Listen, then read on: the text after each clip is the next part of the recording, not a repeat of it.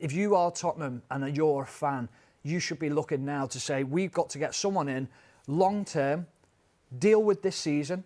Still got a chance of finishing top 4. Why are you taking a gamble on a caretaker manager? It's absolutely ludicrous. But it wasn't down to the system yesterday. It was down to attitude and application, communication. There's so many things. But I don't blame the system wholeheartedly yesterday. Yes, there can be points where you'd say, well, we didn't quite feel like when to press, when not to press.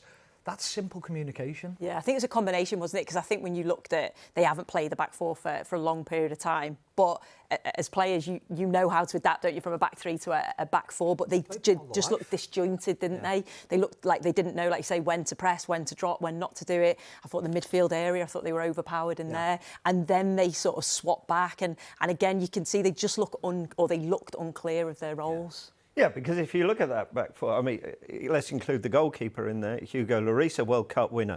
Then you've got the back 4 of Perisic, who has oodles of experience, should know how to switch roles. Then you've got Eric Dyer, who has played so many games and is part of the Tottenham fabric.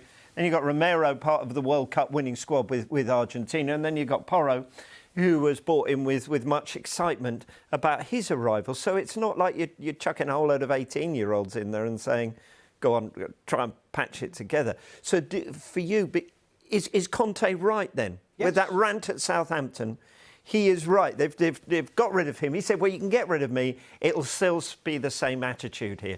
So is your finger firmly pointing at the players rather than the management here? I think there's a mixture of both. Yeah.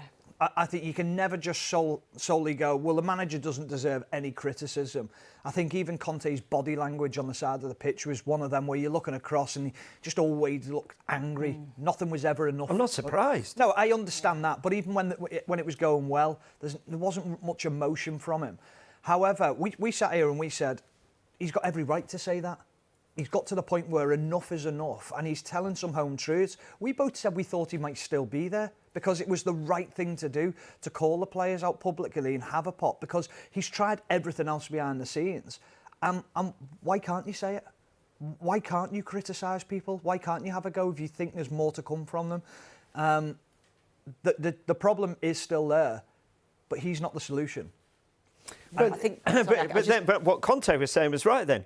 That you need to effectively get all these players out, maybe bar 2, 3, maybe in there, and start again. Yeah, I think you can go one further and say, actually, from the top, you can sort of say, well, they sacked Mourinho a week before a cup final. Was that the right thing to do? A serial winner. You then look at the Conte situation. Maybe it was left untenable when he came out, but they got rid of him.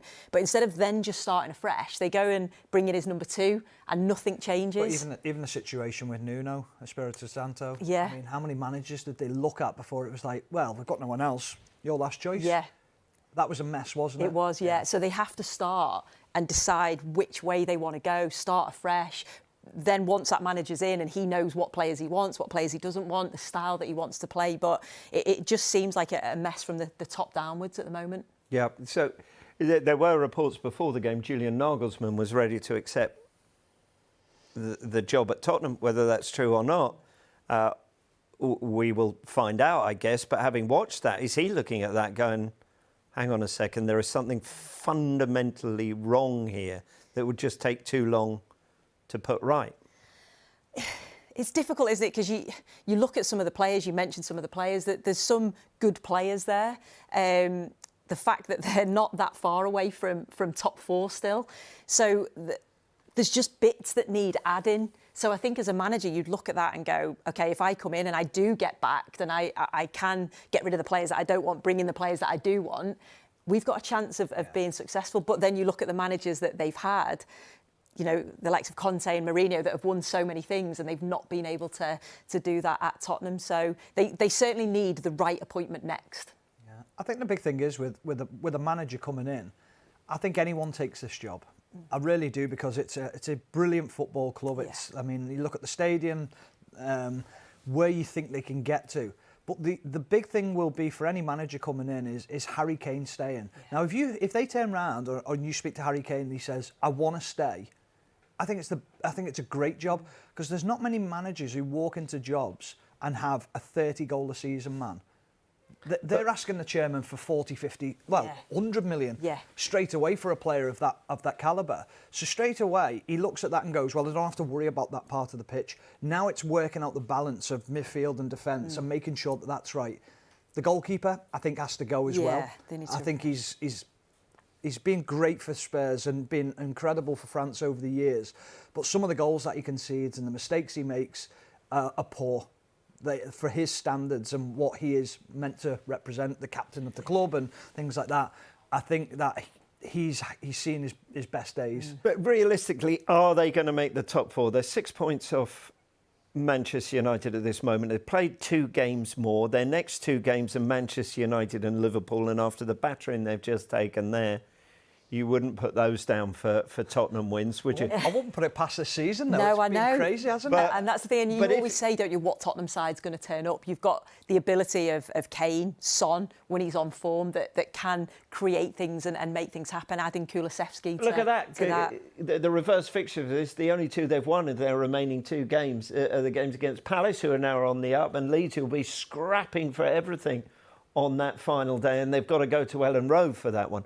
So the likelihood of them making top 4 now is what? Minimal. And if they don't make top 4, you were talking about a new manager walking in and Harry Kane being in there. They can't guarantee that at this moment, can they? Because if you're Harry Kane, do you want to stay?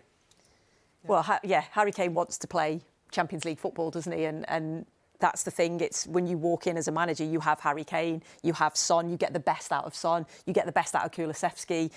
Bentancur gets back in, gets back fit. You think that they have got quite a decent core, but the defence and the goalkeeper at the moment certainly need to improve in terms of consistent performances. What about this growing sort of enthusiasm amongst some sections of the supporters? Stellini to go, a Harry Redknapp to come in for those final few games just to give him a different message. Would you go for that one? I think Harry will bring a feel-good factor in, but I think, for me, it's always long-term. It has to be long-term. It can't be short-term. It can't be one of these people that comes in and you're in limbo as to who's going to be in charge again next year.